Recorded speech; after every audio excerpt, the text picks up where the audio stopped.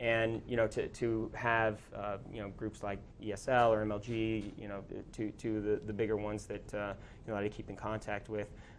It's an infrastructure thing as well. It's not as easy as just saying with a regular game, okay, install 2 copies. We've done a lot, and we're doing a lot to actually make the game kind of portable. And the team actually in the last few days right before QuakeCon, and this probably goes to morale and how proud they are of the game.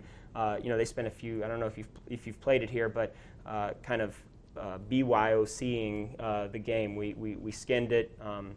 In a few of the areas where we usually have advertising, we have like a scrolling schedule of events. We have a countdown timer to the next big event. So you're actually leading right into my next question. It's wonderful. See how that works? Which is, obviously QLTV is interested in shoutcasting stuff, and one of our biggest hurdle right now is getting the word out whenever we are going to be covering an event. Do you have plans to perhaps give? I know that obviously Quake Live already does a fantastic job of like tweeting any of our big things. Will there be a way for coverage crews like, say, QLTV, DJ Wheat's crew, to maybe get a little plug on the Quake Live site itself? Yeah, and that's actually one of the. I am glad you brought that up, because that from the very beginning of Quake Live, we always planned, and it's just a kind of one of those features that continually gets pushed back. But this was a kind of a working title, but we called it the Hub, which was kind of a section of Quake Live that was strictly dedicated to kind of announcements and information, and allowing allowing shoutcasters to actually have a voice there, where we have prominent casters blogging, we have notifications of tournaments and that kind of thing. Nice. So that really is something that I've wanted in for a long time. It's much more web intensive than it is game intensive. Sure. Yeah. And with the private server stuff and all that, we've really been focusing on trying to build the game to a point where we can then kind of turn around and look at some of the interface and some of the accessibility features and put some time into that. And that really, I think kind of bringing more people into the game is going to be one of our goals going forward. And obviously that kind of everybody wants more people playing their game, but Quake Live has that learning curve. It's a tricky game, but once you kind of get hooked on it, it's fast, it's really intense. But once you kind of start watching matches, you see things, and I think things like this hub area where we kind of congregate all of this information, being able to actually broadcast matches better through Quake Live, where we have select. As opposed to just a spectator feature, where we're able to either stream or have some type of like Quake Live GTV type thing piece that's part of Quake Live, where you basically don't even have to have an account to get to this content.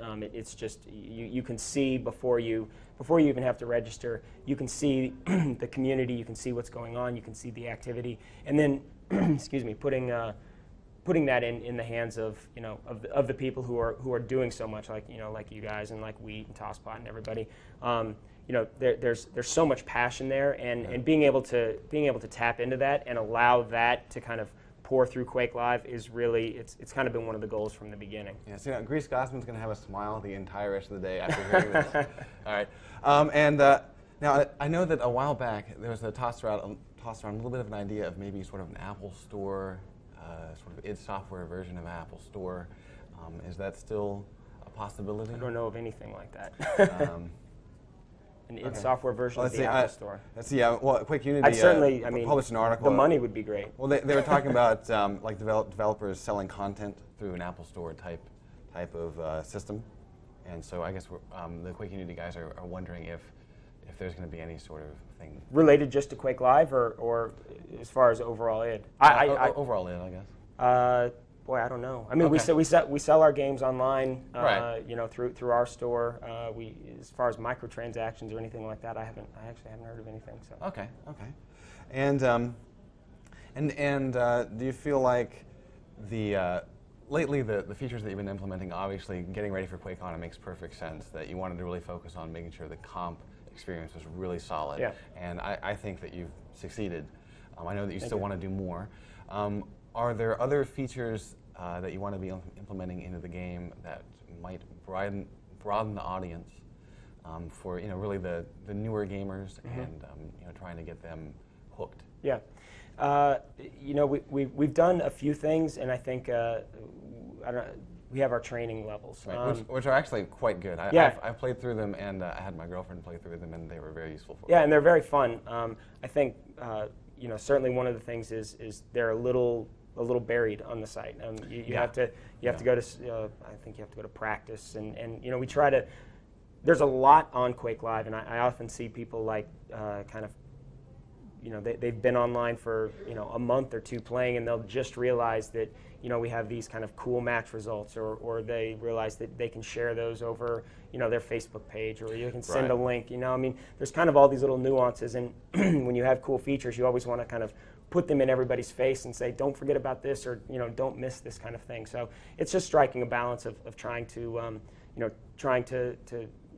have stuff that makes the game accessible, kind of forefront, but not so much so that it like beats the players who are playing every day down. Gotcha. So I think you'll see some tweaking of that. I'd like to get that content a little bit more kind of in the forefront of players who and I think using the skill matching and kind of making better suggestions as far as like you play your skill match and you don't do so well. It's like, hey, we recommend you play these matches and kind of make it very easy for people to kind of get into that content. But if it's somebody who's done really well or has a high skill rating, we wouldn't kind of force you into that. We'd let you find it more. Our registration process is something that we're going to focus on as our biggest focus moving forward is the private server stuff. I mean, that is our next major implementation goal.